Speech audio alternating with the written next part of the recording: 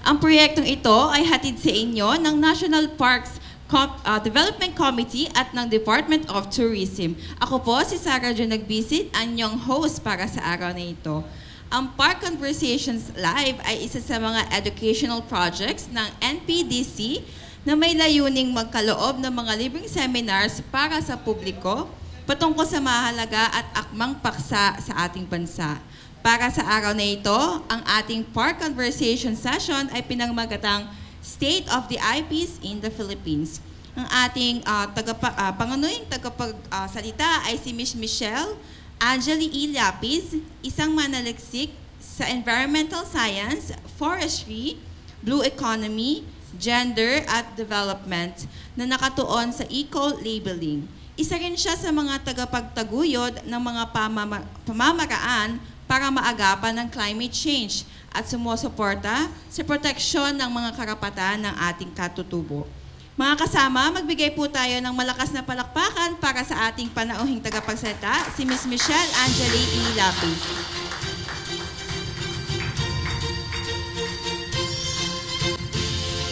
Hello po, magandang hapon po sa lahat. Kumusta po kayo lahat? Ayos naman po, mainit po ba? Okay naman po, ayan. Maraming salamat po sa pagdalo ng ating talk ngayong araw about sa estado ng ating mga kapatid na indigenous peoples o IPs dito sa Pilipinas. Maraming salamat din po sa NPDC for inviting us dito po sa makabuluhang kwentuhan po natin, dalawang partido. Ayan. So bago po tayo official na magsimula, no? Gusto ko lang pong ipakilala ang aking sarili at ang organisasyon na aking kinabibilangan. Ako nga po pala si Michelle Lapis. Ang aking pong organisasyon ay tinatawag na Living Laudato Si Philippines. Next slide po, please. Ang Living Laudato Si Philippines po, sino pong familiar dito sa encyclical letter ni Pope Francis? Or sino po ba sa inyo ang mga Katoliko? Maaari po bang tumaas ang kamay? Ayan, majority po sa atin ay mga Katoliko pala, no? Yung Living Laudato Si Philippines po, yung Laudato Si ay isang, sabihin nating liham na isinulat ni Pope Francis para sa ating mga hindi lamang Katoliko, ngunit sa lahat kung paano natin pangangalagaan ng ating karapatang pantao at ang karapatan, most especially ng ating kalikasan. At sa nakikita ko po ngayon, kayo po, ang mga frontliners dito po sa ating parks, no? Kayo talaga yung namamahala at nagpapakapagod inyong blood, sweat, ang nagpapanatili sa ganda ng ating Luneta Park. Ayan, kaya muli maraming salamat po. Next slide po. Ayan, ang pinaka-goal po ng aming organization ay to divest from fossil fuel-related projects. Ang ibig sabihin po nung divest, kabaligtaran po siya nung nag-i-invest ka. I-stop mo yung investment mo sa mga nakasisirang fossil fuel and coal-related projects na pinopondohan po ng ating malalaking bangko. Pero yun po yung naging inspirasyon ng Living Laudato Si Philippines. At dito, ang amin pong isa sa mga advokasya namin ay magkaroon po tayo ng collective action sa iba't ibang sektor. Kasama na po ang, next slide po please. Of course, kasama na po sa sektor na ating tinutukoy ay ang indigenous peoples or IPs. Next slide po please. Ayan, isa pong quotation sa isang IP mula sa Agusan del Sur. For us, when we protect our conservation area, nature protects us. If we abuse nature, it will no longer be able to protect us. We are not owners of the land. We are only the administrators of the land. So, sinasabi po dito ng isang IP leader na hindi sila ang nagmamay-ari ng lupa. Sa ating lahat ang lupa na ito at kailangan nating pangalagaan para tayo rin ay pangalagaan ng ating kalikasan. Sino po ba dito ang parang nakakaramdam na ng 20 years ago? Sino na po buhay dito 20 years ago? Ako buhay na po nun pero parang bata pa ka nun. Ayan. 20 years ago, anong mas mainit na panahon? Noon o ngayon? Ngayon po, di ba? Kita po natin yung pagtirik nung araw, napakasakit na sa balat. Dati naman, kahit ganitong oras, medyo kaya mo pang maglakad, pero ngayon parang masakit na talaga sa balat. Ito ay isang epekto ng hindi natin maayos na pag-aalaga sa kalikasan. Kaya i-explore po natin ano ba yung role ng indigenous peoples at ano ba yung estado nila para mapangalagaan yung ating kalikasan. So far naman po, naiintindihan po natin kung ano po yung objective ng ating kwentuhan. Mamaya po, magtatanong po ako sa inyo ha, para hindi lang po ako yung nagsasalita, para kayo din nagsasalita. Ayan. Next slide po, please. Who are IPs? And next slide po, please. At ano nga ba ang kanilang mga istorya? Ayan. Next slide po, please. Ayan, muli, ang ating pag-uusapan ay State of the Indigenous Peoples in the Philippines. And next slide po, please. Konting fun fact po tayo. Next slide. Fun fact. Sa tingin niyo po, gaano karami yung mga Pilipino sa Pilipinas? Marami, di ba? Pero marami rin pala yung mga IPs. 14 to 17 million sa bansa, IPs. So hindi lang pala tayo, hindi lang natin sila nakikita dito sa kalungsuran or sa mga cities. Hindi lang natin sila nakikita pero ganyan po silang karami. Next slide po, please. At sa 14 to 17 million IPs sa ating bansa, meron po yung 110 ethno-linguistic groups. Pag sinabi po nating ethno-linguistic groups, di ba lagi nating sinasabi na pag IPs, hindi lang isa ang mukha ng IP, di ba?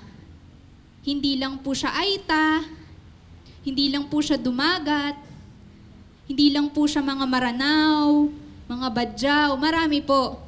110 ethno-linguistic groups po sila. Ganun po silang karami. Natutulungan tayo para protektahan yung ating kalikasan. Mamaya malalaman natin kung paano. Next slide po, please. Ayan. Konting statistics po. Pero ayoko naman na ma-overwhelm tayo sa mga numbers. Makikita natin na sa Mindanao may pinakamaraming bilang ng IPs. More than kalahati. Sobra pa sa kalahati. 61% po ay makikita natin sa Mindanao. At sa Northern Luzon naman po, makikita natin yung 33%. And of course, 6% sa Visayas. Next slide po, please. Ayan. Dahil napag-usapan po natin kanina yung mga tinatawag na ethno-linguistic groups. Di ba 110 po sila? Tama po ba? Meron po tayo sa 110 na yun, 4 na grupo na pinaka-marami or major ethno-linguistic groups sa bansa. 4 po sila. Sigurado po ako narinig nyo na po yung iba sa kanila. At ayan, ito po sila. Sa Northern Luzon, sa Cordillera Mountain Range, isa ethno-linguistic group po doon ay ang mga Igorot. Ayan. Usually, ganyan po ang pananamit nila. Sila po yung mga nakabahag. Yung usually po, kunyari may event yung mga anak natin sa school, tapos IP month, tapos pinagko-costume po sila ng parang ganon. Di ba yun po usually yung kinukuha nating costume kapag IP month. Pero, ang mga Igorot po, hindi po yun costume sa kanila or sa kahit kanino pong IP group or ethno-linguistic group. Ito po ay ang kanilang kultura, ito po ang kanilang normal na pananamit. Ayan. So, siguro naman po nakakita na po tayo ng mga Igorot, no? Yes? Yes po, ayan. Pangalawa, sino dito yung laging nakakarinig sa balita, sa mga social media ng lumad? Sino po sa kanila? Pwede po ba tumaas yung kamay natin, guys? Para energy naman. Ayan, si Ma'am daw. Ayan. Yung lumad, makikita natin siya sa Mindanao region. Ayan. Sila yung mga indigenous people, sila yung 61% sa Mindanao, yung lumad. So, Dati noon may misconception ako, pag sinabi mong lumad, IP siya. Siya na agad yung IP, hindi pala. Isa lang siyang ethno-linguistic group na matatagpuan natin sa Mindanao region.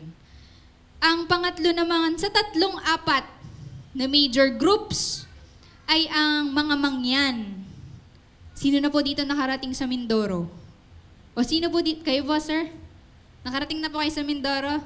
May nakilala na po kayong mga mangyan dun po? May nakita po? Dun po sila. Usually, nasa ano po sila?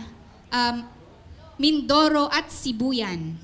Alam niyo po ba kung ano yung Sibuyan? Kung saan po yung Sibuyan? Kayo po?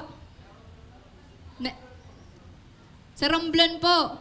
Tama, sa Romblon. Napakaganda po ng isla ng Sibuyan. Sana po puntahan natin at makita natin yung ganda niya na... Kasi, ano lang po, share ko lang moment. Ayan. Yung Sibuyan Island po kasi, isa siya sa 2 ecological frontier sa bansa. Ibig sabihin, yung isa po, Palawan. Kilala nating lahat yung Palawan, di po ba? Yung isa po, Sibuyan, na pumoprotekta sa atin sa malalakas na bagyo. Ayan. So sila po, yung mga indigenous peoples na nangangalaga sa isla ng Mindoro at Sibuyan, ang mga mangyan. Ang isa naman po na IP group ay yung ating tinatawag na Negrito groups. Sila po yung mga Aita, mga Dumagat. Noon pong bata ako, natatandaan ko sa Zambales. Meron po dong park din. Hindi ko po lang alam kung siya ay private park or national park din. Pero meron din po dong mga Aita na makakasalamuha ka. Ituturo naman nila yung kultura nila sa'yo. Sa Zambales po yun. Bata pa po ako nun, mga 6 years old. Tapos na-amaze ako na sila yung nagturo sa akin na kung paano uminom ng tubig galing sa kawayan, paano magsaing gamit ang kawayan, paano gumawa ng apoy galing sa wala, galing walang gas, walang oil, walang coal, kawayan lang at saka konting tiyaga. Diba, napakagandang isipin na yung mga practices ng ating IPs ay pwede pala natin ring matutunan at i-adapt sa ating pamumuhay. Ayan, okay pa po ba tayo mga bro, mga sis? Okay pa tayo dyan? Okay, next slide po please. Ayan, may tanong ako. Why are IPs the most important stewards of our environment? Bakit daw sila yung pinakamahalagang tagapangalaga ng ating kalikasan? Sino pong gusto kayang sumagot? Wala pong maling sagot. Sino po? Sino ating Bibok Kid of the Day? Ayan. Magtuturo ako. Sige kayo. Sino dyan? Tinuturo si Sir Beo. Sige. Sagutin natin. Kasi gusto natin, pagkatapos ng session natin, pag tinanong ko ulit ito po sa inyo, masasagot nyo kung bakit sila mahalagang tagapangalaga ng ating kalikasan. Wait lang may nakalaban eh. Ayan. Next slide po please. Ayan, pupunta na tayo kung bakit sila napaka-importanteng parte ng ating lipunan. Kung makikita po natin, yung tinatawag nating key biodiversity areas ay nasa ancestral domain daw. Ano yun? Ano yung 85% ancestral domain key biodiversity? Ano yun? Alam niyo po ba yun? Ang sabi po dito, isa-isahin po natin, no? Key biodiversity areas, yan po yung mga lugar kung saan punong-puno ng buhay. Hayop, halaman, insekto, lupa, lahat, tao. Yun po yung sinasabi nating key biodiversity areas. Buhay na buhay ang kagubatan. Buhay na buhay ang puno, ang tubig. May malinis na tubig, may masarap na simoy ng hangin. Yan po ang tinatawag nating key biodiversity areas. Pero saan daw po sila matatagpuan? Within ancestral domains. Ano yun, ancestral domain? Ancestor.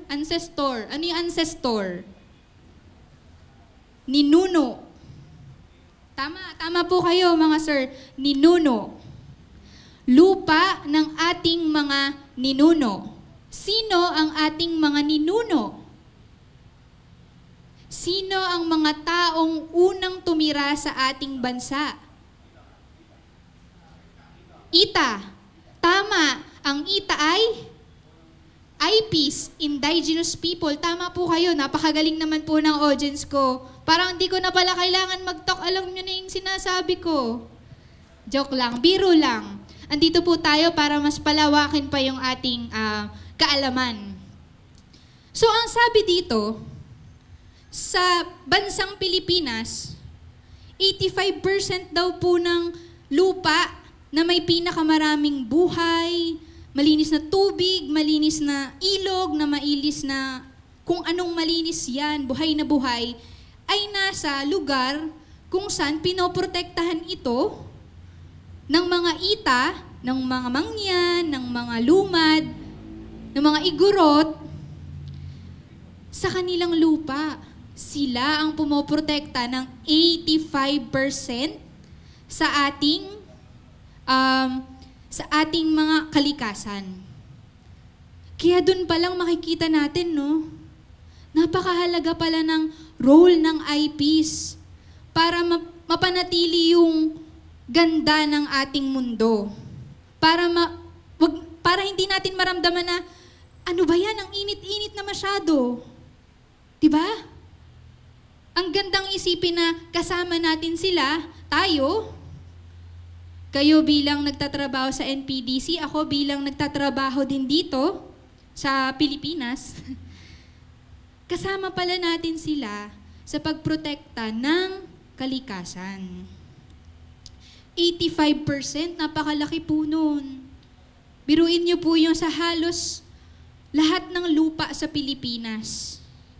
85% po, doon natin makikita yung mga sari buhay, kung tawagin, na pinagkukunan po natin ng ating kabuhayan at ng kalusugan ng ating planeta. Di po ba? Next slide po, please. Ngayon, may meron po ako sa inyong ipapakilala na konsepto. Sino na po nakarinig dito ng salitang climate? Kayo po, sir, ano po yung climate? Klima. Sige po, ano pong pinagkaiba ng klima na lang?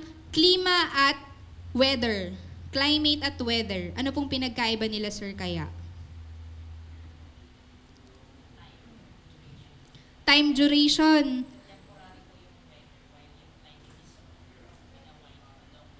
Okay. So, ang sabi po ni sir, ano pong pangalan niyo, sir? Sabi po ni Sir Von, ang climate daw po is longer duration of time natin nararamdaman yung pagbago ng temperatura. Yung weather, siya yung nararamdaman natin ngayon na mismo. Ito mismo, anong weather ngayon? Ano pong weather ngayon? Mainit. Hindi umuulan. So, ang weather ngayon, mainit. Pero ang klima, ang pinagkaiba po niya, mas longer, mas mahaba natin siyang nararamdaman. Ayan. So, nalaman na natin pahapyaw, no, kung ano yung climate. Ano naman yung climate justice? How does this affect our struggle for climate justice? Ano daw ang kahalagahan nung nabanggit nating 85% kanina sa climate justice? Ayan, sige, babasahin ko kasi meron akong hinanda na Babasahin ko po muna ha. Ang 85% sinasuggest daw ay instrumental sa pagprotekta po ng ating tinatawag na mga ancestral domains, no? At conserving yung ating mga natural resources, mga kagubatan sa Pilipinas. Wait lang ha. mahalaga yung 85% na yun. Kasi, di ba yung mga IPs, meron silang may mga kultura sila na hindi natin ginagawa, pero sila ginagawa nila, mga sagradong kultura na ginagawa nila sa ating kagubatan, na, kumbaga, one with the nature sila. Kaya sila mahalagang tagapagpangalaga ng ating kalikasan. Dahil habang inaalagaan nila ang kalikasan, ay inaalagaan din nila ang kanilang kultura. Pag ang mga ita, ang mga igurot, ang mga lumad, ang mga iba pang IPs sa Pilipinas ay pinrotektahan natin, poprotektahan nila ang kalikasan. At napakahalaga nun sa laban natin sa climate justice. Yung climate justice kasi, usapin po siya ng paano ba natin itong kainitan na nararamdaman natin ngayon na parang sa araw-araw na ginawa ng Panginoon, 35 degrees Celsius ata yung average temperature natin araw-araw or higit pa. Napakainit. Itong konsepto po ng climate justice, sinusubukan po nating pababain or wag na nating hayaang tumaas pa yung temperatura na nararanasan natin ngayon. Bakit? Bakit yun mahalaga? Kasi ngayon pa nga lang nahihirapan na tayo. 'Di ba? Parang kahit anong dilig mo, matutuyuan ka ng halaman. Kahit na umulan, sobrang lakas naman ng ulan, mababaha naman tayo. Pag naman uminit, matutuyo naman ang katubigan. Ito yung tinatawag nating extreme weather events. Hindi na natin kayang, kumbaga, mag-keep up dahil sa climate change. Kaya isa sa ipinaglalaban ng aming organisasyon, kasama ng ibang IPs din, syempre, at iba pang sektor, labor sector, IPs, women, youth, government, lahat, para makamit natin ang climate justice. Ano po, naiintindihan po natin yon so far? Malinaw pa naman po. Okay po ba kayo? Pag sinabi ko pong hello, sasabihin nyo, hi! Hello! Ayan, buhay na buhay pa ang mga broskies and sisters. Wait lang ah. Next slide po.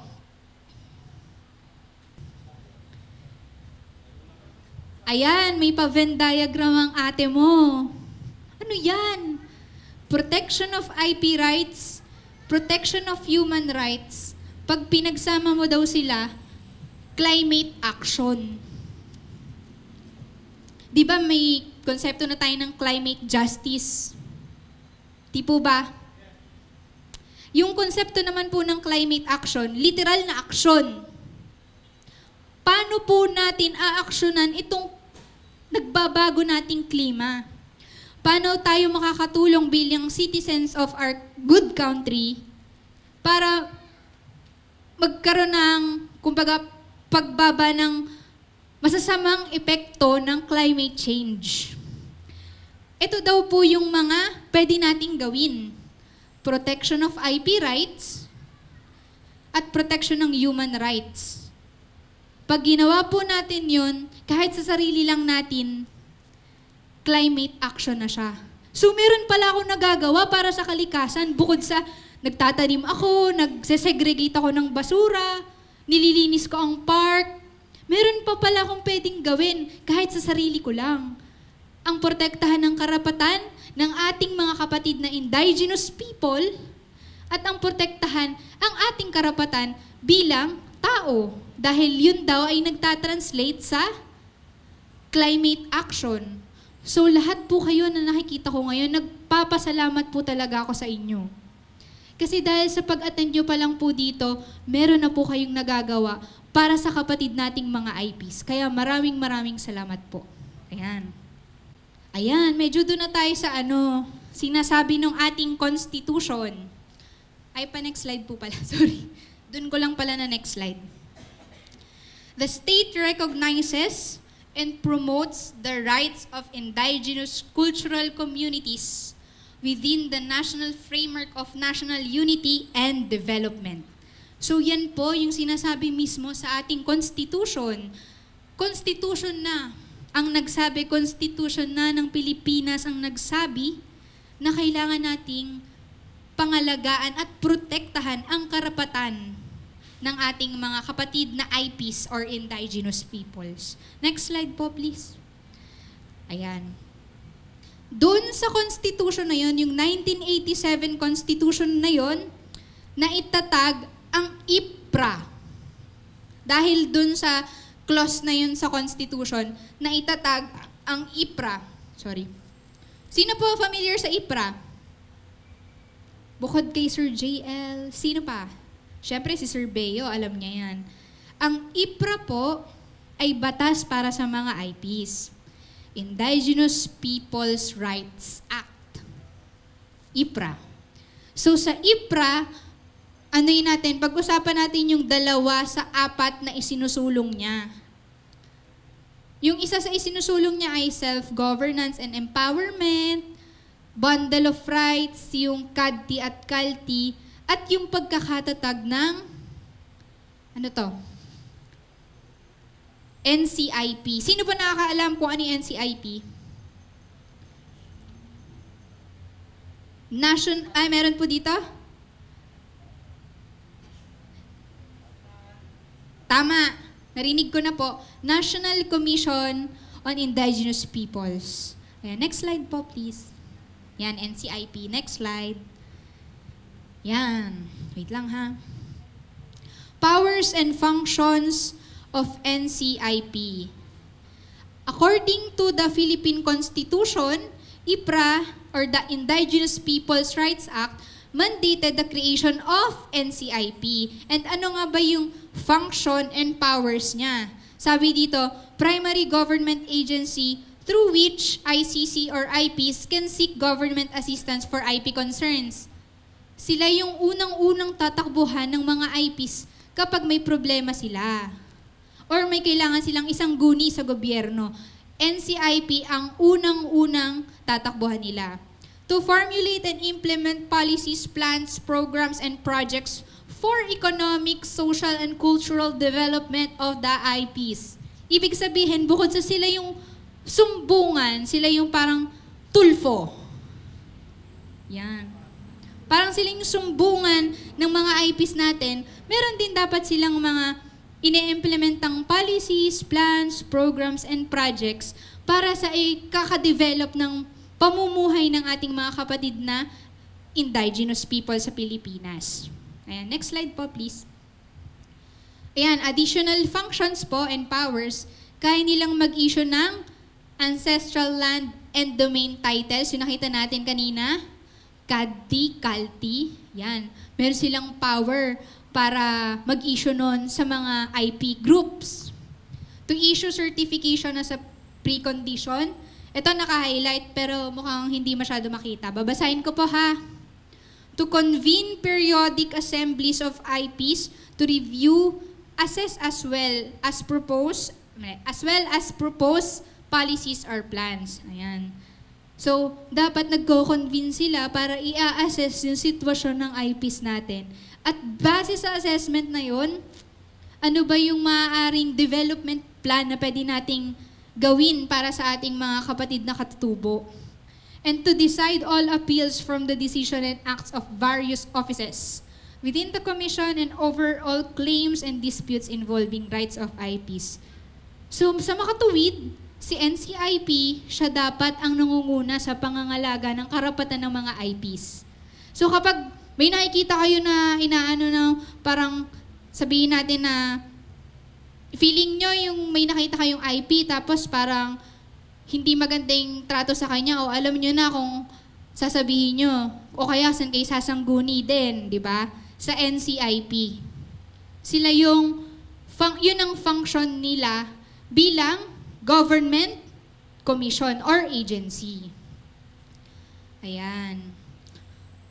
Dumako naman tayo sa bundle of rights. Ano ba yung bundle of rights na tinatawag ng mga IPs? Next po, please. Yan. Right to ancestral domains and lands. So, ang may power po na magbigay ulit nito ay si... Tama, NCIP. Ang galing talaga ng mga estudyante ni Sir Beo. Joke lang. Joke lang, ayan. To develop and manage lands and natural resources. So, sila talaga yung nagmamanage ng ating natural resources. Stay in territories in case of displacement. Ayan. So, ibang usapin pa po yung displacement na hindi natin masyadong pupuntahan, pero meron po silang karapatan na magstay sa kanilang ancestral land para hindi sila ma-displace. Ayan. Regulate entry of migrants. Ibig sabihin, ako, kunyari, pupunta ako sa isang lugar na puro IPs ang mga nakatira at magtatayo ako ng business doon. May karapatan silang pagbawalan ako dahil yun ay lupang kanilang pagmamay-ari at wala akong karapatan doon. Sila ang may karapatan doon. Okay? Claim reservations, safe and clean air and water, kagaya ng ating constitutional right bilang Pilipino, tayo po ay may karapatan sa clean, healthy, and sustainable environment. Kagaya natin, yun din ang karapatan ng mga IPs. Resolve conflicts through customary law, and of course, ang usapin ng FPIC, or Free, Prior, and Informed Consent. Ito pong Free, Prior, and Informed Consent, hindi lang naman siya para sa mga IPs. May mga ganyan din tayong dapat pinipirmahan or dapat alam natin. Pero sa mga FPIC na to, minsan kasi parang naano na siya ng mga ibang tao na okay, kunyari attendance lang. Yun pala FPIC na hindi informed yung IP community or yung IP group na ang pinirmahan pala nila, pumapayag sila magmina. Ganun, hindi nila alam. Kaya mahalaga kahit sa atin bilang mga Pilipino, alam natin yung free, prior, and informed consent. Andun dapat yung mga salitang yon, free, prior, at informed. Hindi lang po ito para sa mga kapatid nating IPs ha, para din sa ating mga sarili. Okay? Next slide po. Ayan. Right to self-governance and empowerment. Freely pursue economic, social, and cultural development. Use commonly accepted justice systems, conflict resolution. Participate in decision-making, representation in policy-making bodies. Yan pong mga sinasabi lang dyan para po mas madali nating ma-absorb at maintindihan. Dahil kagaya natin na may karapatan tayong bumoto. Di po ba? May karapatan tayong sabihin ng ating mga nararamdaman. Di po ba? Sila rin. Dapat pwede rin silang mag-participate at kung magpa-participate po sila doon, ito po lagi nating tatandaan, kahit po din sa inyo. Pag naisipan po nilang mag-participate sa mga decision-making sa ating bansa, sa ating mga polisiya, dapat safe sila. Hindi sila matatakot na, natatakot akong magsabi ng karapatan ko kasi baka pagalitan ako eh.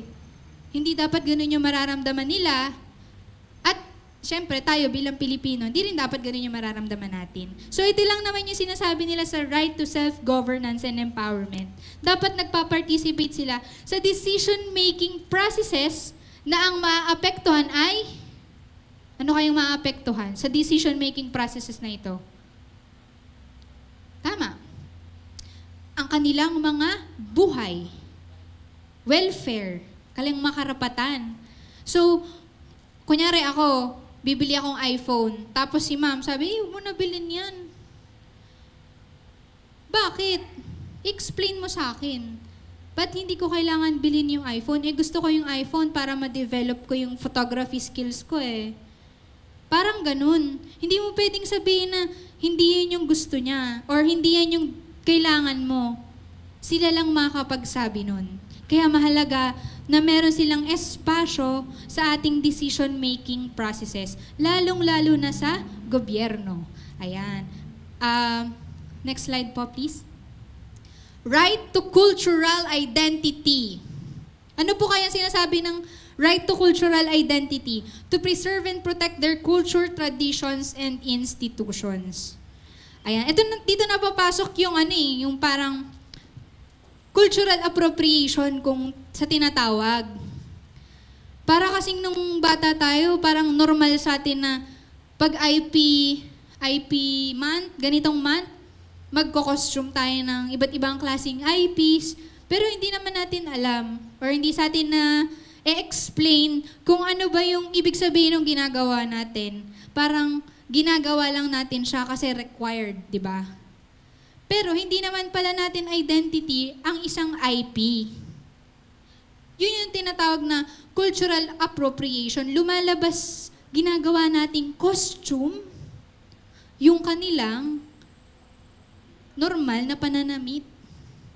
Meron silang right to cultural identity. Meron silang right para isuot at gawin ng mga tradisyon na kanilang ginagawa. Hindi lamang po ito nag-a-apply sa mga kapatid nating IPs, nag-a-apply din ito sa lahat. Lagi itong lahat, isipin natin, makaka-relate tayong lahat dito. Ayan, next slide po, please. Right to social justice and human rights. Naka-highlight po dito, equal protection and non-discrimination. Ayan, minsan po, di ba, kapag ako, aaminin ko sa inyo, I'm sure makaka-relate kayong lahat. Nung bata pa ako, ginajudge ko yung mga badyaw na, alam nyo na, mga badyaw na bumaba pa para magtugtog sa mga sasakyan para manlimos, di ba? Ginajudge ko sila. Sabi ko, ba't ba sila bumababa? Doon na lang sila. Mali ako doon. Bakit? Kasi di ba nasabi natin nung una, may karapatan sila para hindi ma-displace or umalis sa kanilang lugar. Pero bakit sila bumababa? Anong mga dahilan?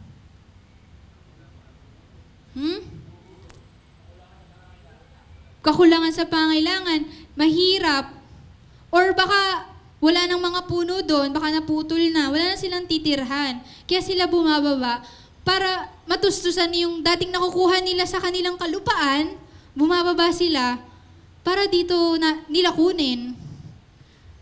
So dito makikita natin na equal protection and non-discrimination. Ngayon, dapat mas naiintindihan na natin na saan sila nanggagaling. Hindi nila ginusto na bumaba. Wala silang choice. Parang tayo, minsan wala tayong choice. Ay, kailangan magtrabaho ng weekends. Ganon. Parang ganon lang yun. Minsan kasi na-overthink na natin yung mga bagay-bagay, no? Minsan punta tayo sa kinalalagyan nila, tapos isipin natin, bakit kaya nila ito ginagawa? Yan. Okay. Next slide po, please. So, dahil napupunta na po tayo sa mga challenges, no, na kinakaharap ng IPs, which is pagkasira ng kanilang kalikasan, pagkawala ng kanilang kabuhayan, discrimination, napakarami pa. Ano po yung mga kinakaharapan nilang problems or problema or challenges? Next slide po, please. Ayan. Non-recognition. Wait lang. Non-recognition of collective rights, loss of cultural identity, discrimination, least access to basic social services, caught in the middle of armed conflict, killings and harassments. So ito po, kung makikita nyo sa mga binanggit natin na dapat ay karapatan nila, yun siya ding kanilang problema. Di po ba, sabi natin doon, dapat hindi sila discriminated, dapat may equality. Kaso nakakaranas pa rin sila ng discrimination. Hindi lang sa in terms of physical looks or kung ano man. Pero discrimination, kapag kunyari may IP na nag-apply sa trabaho, siya ba yung priority? Minsan hindi na, madalas makikita natin na hindi sila pinaprioritize or hindi man lang sila ine-entertain, di ba? Hindi lang sa mga IPs ito. Makikita natin kapag no read, no write, hindi ka na priority para sa trabaho. Tama po ba? Nag-a-agree po ba doon? Yes. Kasi mahirap talaga. Ibig sabihin, hindi pantay, walang equality. Isa yon sa challenges ng isang katutubong IP. Loss of cultural identity. Dahil nga sa pangangailangan po nila na bumaba dito sa kalunsuran, wala na kunyari sila masyado sa kanilang ancestral land o sa kanilang lupang ninuno, bumaba na sila dito. Kasi wala na dong oportunidad para guminhawa ang kanilang buhay. Dahil doon, nawawala na yung cultural identity nila. Kasi ang nasa isip na lang nila, kailangan naming mabuhay. Nawawala na yung tradisyon, nawawala. Doon nagkakaroon ng loss of cultural identity. Least access to basic social services. Hindi lang din ito nag-a-apply sa mga IPs, kahit sa akin nag-a-apply. Wala, sinong may HMO dito? PhilHealth, basic social services. Marami sa mga kapatid nating IPs, walang basic social services. Wala silang malapit na ospital sa kabundukan, kailangan pa nilang bumaba. Paano kung heart attack pala yung problema? Bababa ka pa ng bundok, 2 na kayo na heart attack. Sa taas ng mga kabundukan natin, di ba? Poverty and inequality. Ayan. Caught in the middle of armed conflict, kahit wala naman silang issue doon na iipit sila. And hindi nila yung kasalanan. Okay, next slide po. And that is the reality, sad reality of our IPs in the Philippines. Pero uulitin ko, hindi lang naman talaga siya sad reality ng mga IPs. Marami sa atin nakaka-relate do sa mga sinabi ko, di ba? Kahit hindi naman tayo IP. Di ba? Ayan. So ito, IPs along with other marginalized sectors bear the brunt of climate crisis. Kasama na yung socio-economic aspect doon, yung kanilang kabuhayan. So sa mga numerong nakita po natin kanina, di ba? Sila yung humaharap sa mga issue ngayon na bumabalot sa ating mundo, hindi lang sa ating bansa kasi yung climate change sa buong mundo yun eh. Pero tayo yung pinaka naapektuhan. Alam niyo po ba na ang Pilipinas ang isa sa pinaka naapektuhan ng climate change? Ibig sabihin, sa atin grabe yung pagtaas ng tubig, sa atin grabe yung paglakas ng ulan, pag-init. Pero sa atin din, pinaka-tinutugis or kinikriticize. Yung mga gusto lang naman ipaglaban yung ating kalikasan. Sa words po ng aming organization, bilang kami po ay faith-based or interfaith, gusto lang naman naming pangalagaan ang God's creation. Ang sabi sa Laudato Si. Yun ang sinasabi sa Laudato Si. And yun lang din naman ang gusto ng ating mga kapatid na environmental defenders at IPs. So dito, makikita natin, sa pagdalo nyo dito, namulat tayo na kailangan palang protektahan natin yung karapatan nila para protektahan din natin yung ating kalikasan. Kasi isa sila sa mga nangunguna para pangalagaan ito. Ayan, next slide po. How do we recognize and protect IP rights? Paano ba natin makikita at poprotektahan ang karapatan ng mga indigenous peoples? Ako naman po magtatanong sa inyo ha.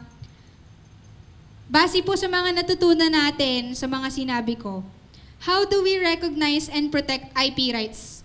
Taas po ng kamay. Ay, yes sir. Pag-respect. Dun pa lang, yun palang isang maliit na hakbang, respeto, ay aksyon na para protektahan ang karapatan ng mga IPs. Dun pa lang nare-recognize na natin ang karapatan ng mga IPs. Ano pa po kaya? I'm sure marami po kayong naiisip dyan kasi nakaka-relate kayo. Yes po.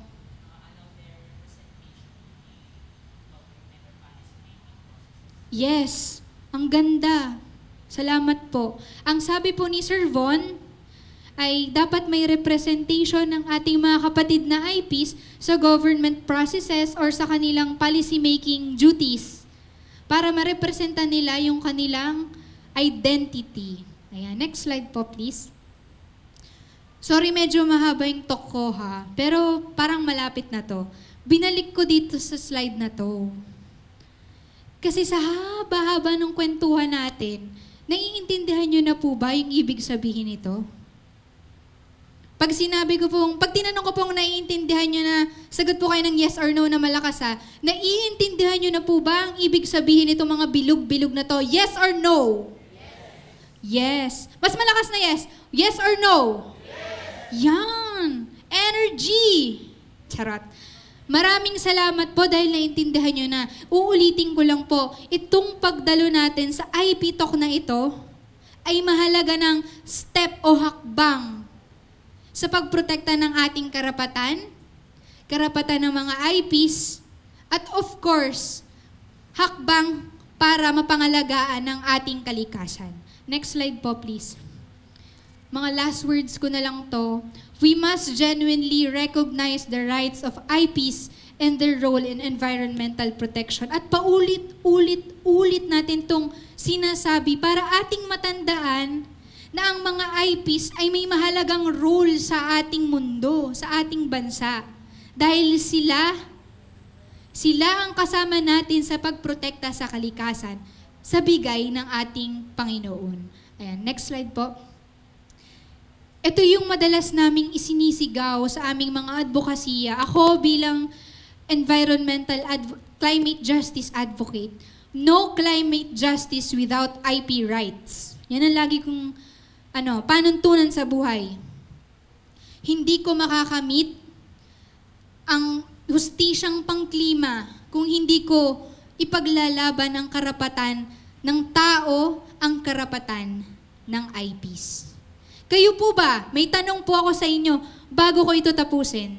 Gusto nyo rin po bang makipaglaban sa karapatan ninyo at karapatan ng IPs para mapangalagaan ang ating park?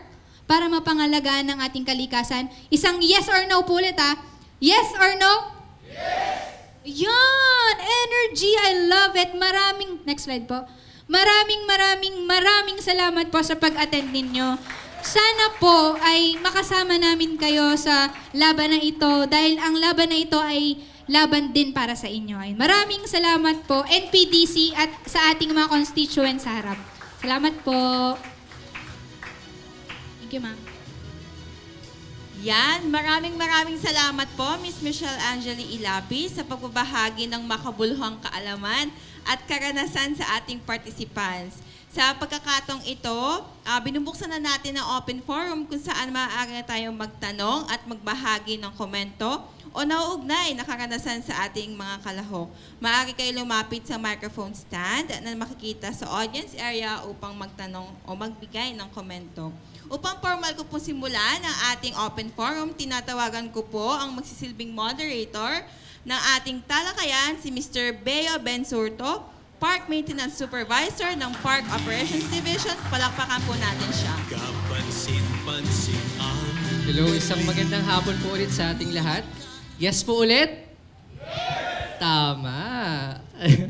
Ayan, so maganda pong topic itong pinag-uusapan natin ngayon, no? Kasi bilang mga taga-syudad, iniisip natin bakit ba natin kailangan malaman yung estado ng mga indigenous peoples natin. Nandito naman tayo sa syudad, wala naman tayo sa kabundukan.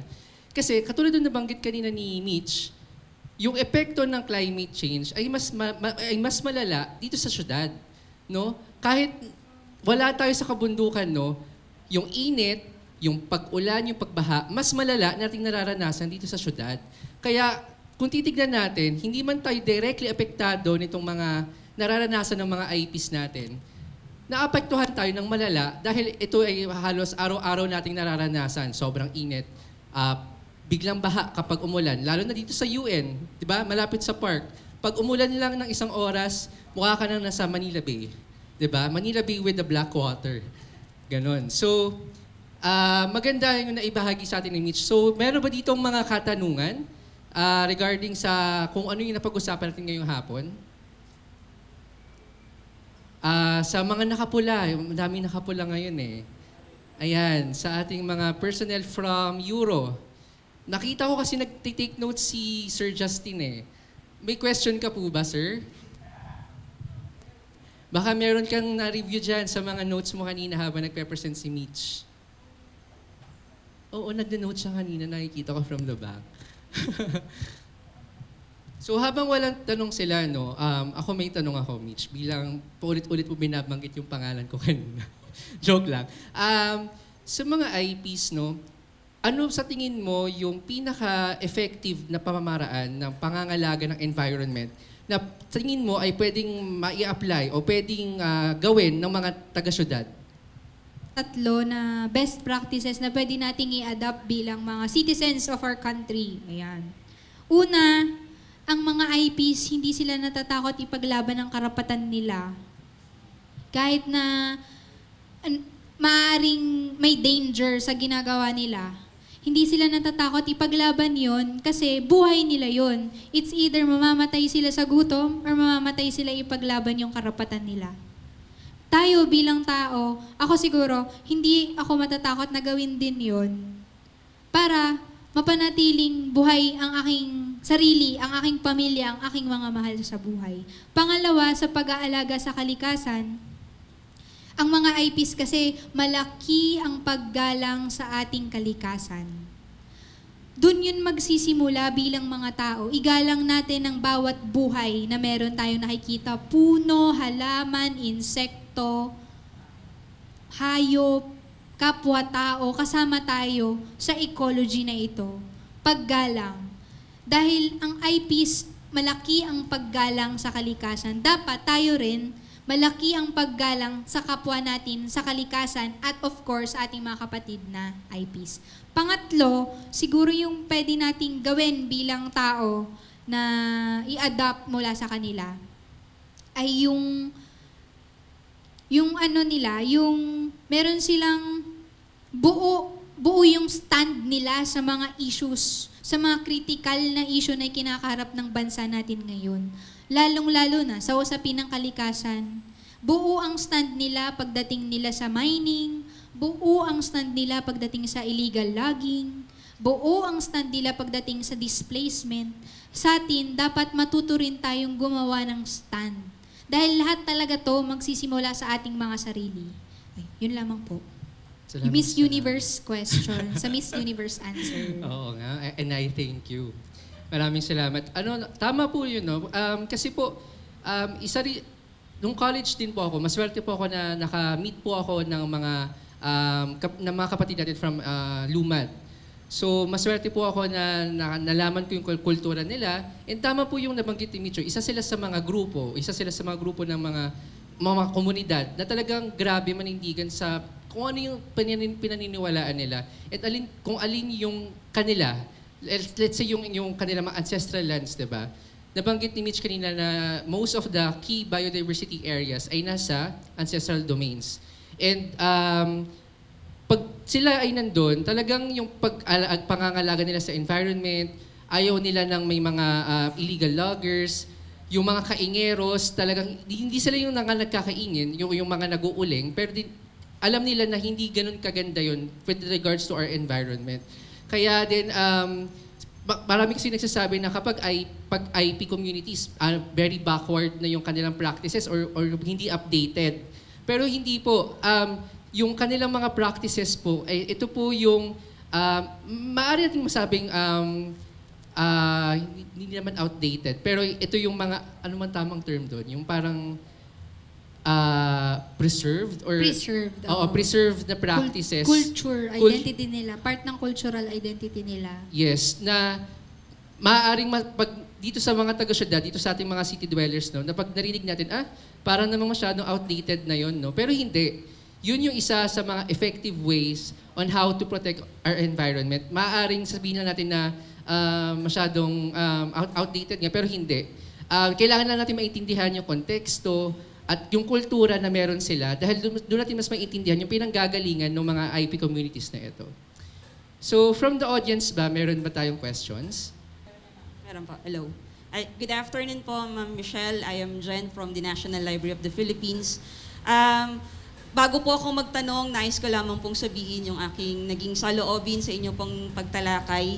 Napakagandang perspektiba yung inihain po ninyo sa amin sa araw na ito dahil madalas yung nagiging talakayan sa ganitong mga paksa sa atin pong mga indigenous people, yung kalikasan bilang kanilang panirahan at kanilang lupang ninuno.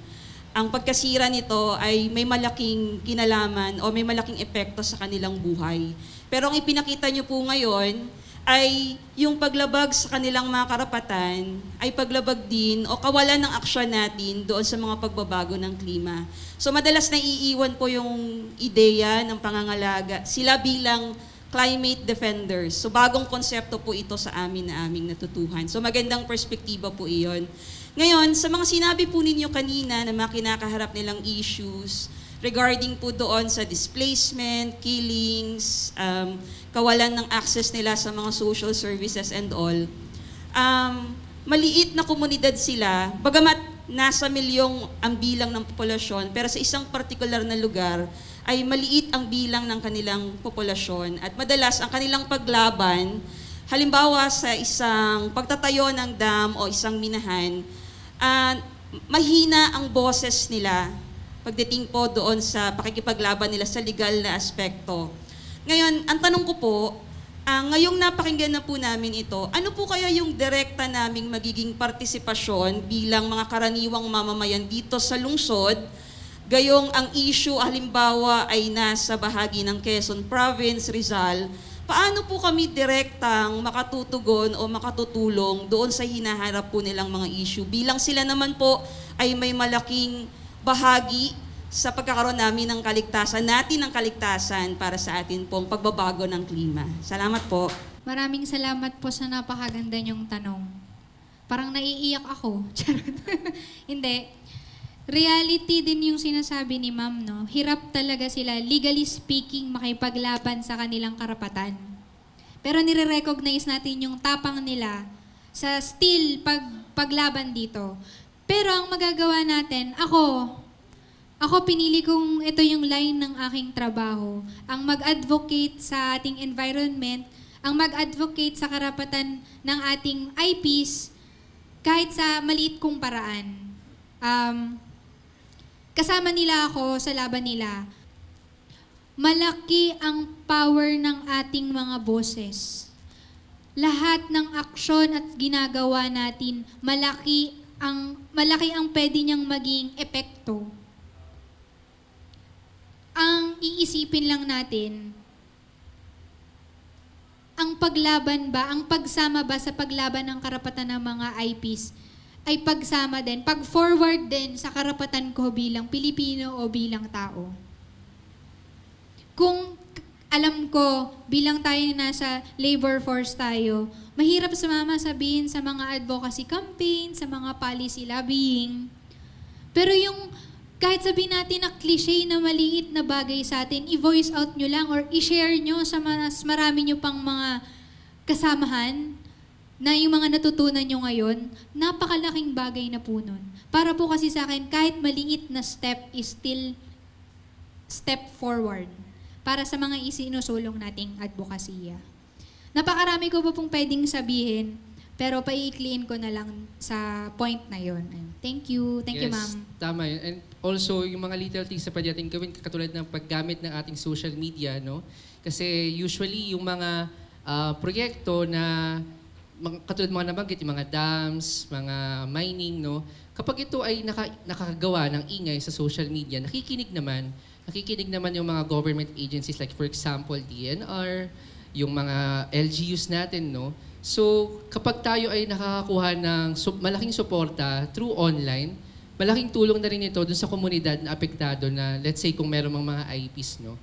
So, ayun, yun yung mga nabanggit ni Mitch, and yung sa pinakasimpleng bagay, pag-share ng mga posts or pag-share ng mga tamang impormasyon sa social media natin. Siyempre, tamang impormasyon kasi ayaw naman natin mag-share ng mga fake news or na mag-misinform ng mga tao. Kasi ang mga tao kapag misinform, mas nagiging wrong yung mga decision making or yung pagiging thought process na meron sila. So ako po si Von Villanueva and ako lang po yata yung hindi nasa labor force dito kasi ako po ay isang estudyante pa sa University of Santo Tomas. At napili ko po na mag-attend dito kasi nakita ko sa page ng park na National Committee. So, yung current research ko po kasi, nakatuon siya sa digitalization at e-governance ng mga syudad, particularly in NCR. And that's why I had the interest to attend po this forum to be clarified or about the current state of our indigenous people.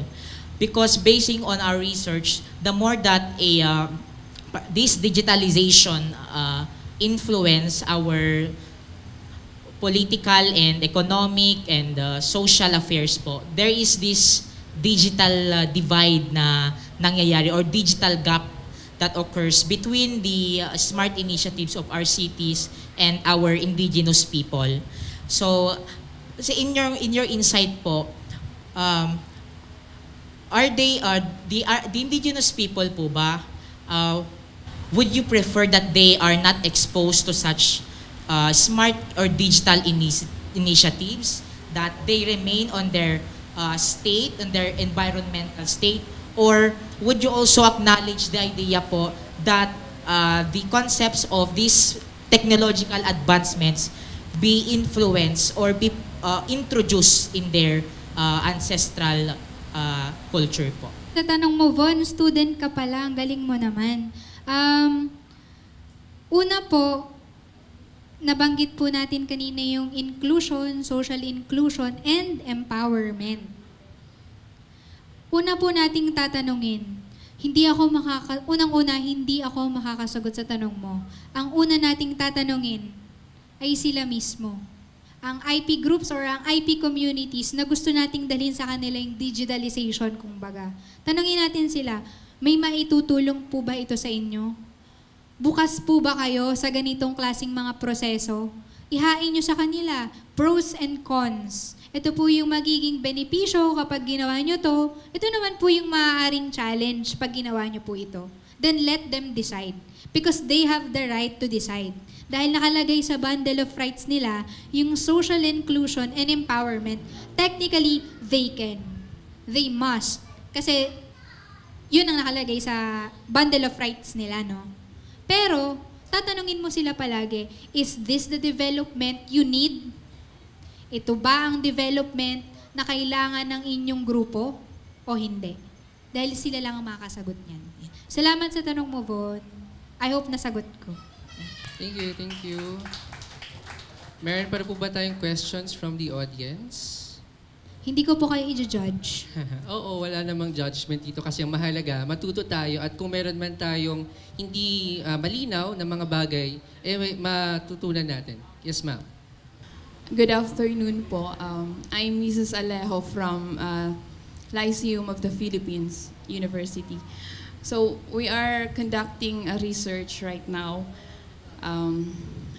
about betel nut chewing.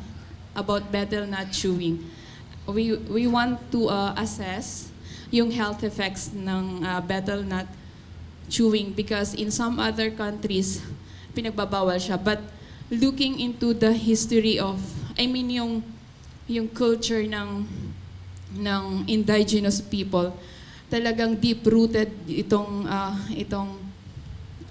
how do you call that? Yung pagnganganga po ba? Yeah, yung pagnganganga. So, we want to know kung how can we help preserve that culture and at the same time inform them the possible health effects of doing nganga or something. Sa academic institution po kayo, itatry ko po itong sagutin sa lente ng isang akademiko. Ako po may natutunan ako sa linya ng aking trabaho na framework. Pero feeling ko, hindi lang siya pwedeng i-apply sa women. Baka pwede rin siya sa IPs. Ang tawag po kasi sa framework na ito ay Women Lead in Emergencies. Tawag sa kanya WILI Framework. Pero baka pwede nyo rin po siyang magamit sa research po ninyo sa pagnganganga. Ang lente naman po na ating gagamitin ay sa IPs. hanapin po natin kung ano po ba yung mga epekto nito sa kanila. Paano po natin sila masasama sa research? Isama po natin sila hindi bilang subject matter, isama po natin sila bilang researcher. Kasi ako, personally, wala pa naman po ako nakakausap na IP leaders or IPs about sa pagnganganga or sa health risks nito. Pero, kung isasama po natin sila sa research natin, gamit yung framework po na aking nabanggit, baka may mas magandang insight po tayo na makuha doon. Kasi, lagi kong, ang motto ko pagdating sa mga ganyan, they know better. Because it's their culture, it's their identity. I can only learn from them and share my learnings sa inyo. So, ayun po yung masasabi ko, ma'am. I-explore po nyo yung Women Lead in Emergencies na framework. Meron po yung Reflect, Act, something. Pwede ko pong isend sa inyo. And make use of it po sa IP Lens. Ayun. Salamat po. Maraming salamat, ma'am. Actually, yung naririnig, yung mga based sa questions ng ating audience, no, parang yung pinaka-importante or parang pinaka-iikutan ng mga sagot ni Mitch and yung sa mga tanong ng mga audience is inclusivity ng mga kapatid nating IP sa lahat ng mga prosesong ginagawa natin. May it be research, may it be law or mga policy, kailangan talaga kasama sila sa decision making. Hindi lang basta natin sila isusubo na parang spoon feeding lahat sa kanila. Kasi ayaw naman natin ng sinasaksak na lang sa ng pinipilit tayong gawin ng isang bagay na hindi naman natin natin nalalaman kung ano ba talaga, kung para ba sa atin talaga ito o mas makakabuti ba talaga ito para sa komunidad natin, no? So, meron pa po bang mga ibang questions from the audience? Pwede bang magdagdag? Sorry, may mga nagpa-pop Sige. up. Kasi, Go. ma'am, yung sa ano po nila, sa research, maaari kasing meron sinasabi na health risk itong pagnganganga para sa mga IPs, pero sinong lente ba yung nagsabi nito? IP ba siya? Western country ba siya? Asian country ba siya? Kasi baka maaaring produkto ito ng iba nating tinatawag na globalization. Baka ibang issue pa pala siya.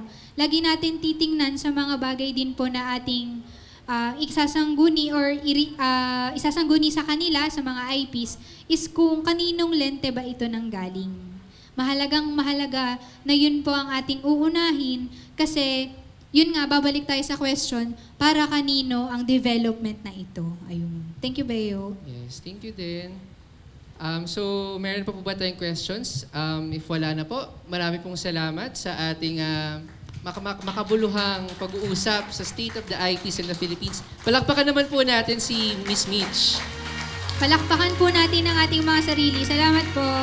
Masigabong palakpakan muli para kay na Miss Mitch Lapis at Mr. Ben Surto. Sa ngalan po ng National Parks Development Committee at ng Department of Tourism, nagpapasalamat po kami sa inyong lahat sa pakikilahok sa Park Conversations live session sa araw na ito. Sa puntong ito ay igawad na po natin ang sertipiko ng pagkilala sa ating resource speaker. Upang magawad ng sertipiko, kasama po natin si Miss Floriza P. Buklatin, Acting Chief ng NPDC Cultural of Public Affairs Division, Engineer Salvador Cruz, Assistant Chief ng NPDC Park Operations Division, Mr. Beo Bensurto, Park Maintenance Supervisor ng NPDC Park Operations Division, at ang ating panauhing tagapagsalita na si Miss Michelle Angeli E. Lapis, kasama si Mr. John Leo Algo, Programs Manager ng Living Laudato Si Philippines. Likas na masayahin at saan man magka. Magkakarating po tayo ng photo opportunity kung saan makakasama natin sa isang group photo ang ating resource speaker. Ngunit kahit may samot-saring sariling di naniniwalaan, ngunit kahit may samot-saring lingwaheng hindi ko na naiintindihan. Naway nag-enjoy ang lahat sa ating naging talakayan at nadagdagan din ang inyong kaalaman kung paano natin mapapangalagaan at mapoproteksyonan ang karapatan at kultura ng ating mga kapatid na katutubo. Sa ating pagkilala at pagpapahalaga ng kanilang tradisyon at paniniwala, may ipapakita natin ang pagpapahalaga sa ating mga kapatid na katutubo. Kung nais po ninyong maging updated sa susunod pang events at activities sa Rizal Park Luneta at Paco Park, maaari po ninyong i-like, i-follow at i-share ang social media accounts na EDPDC na makita sa inyong screen. Muli, ako po si Sarah Jo nag-visit. Maraming salamat po at magkita-kita po tayong muli sa susunod na Park Conversations Live.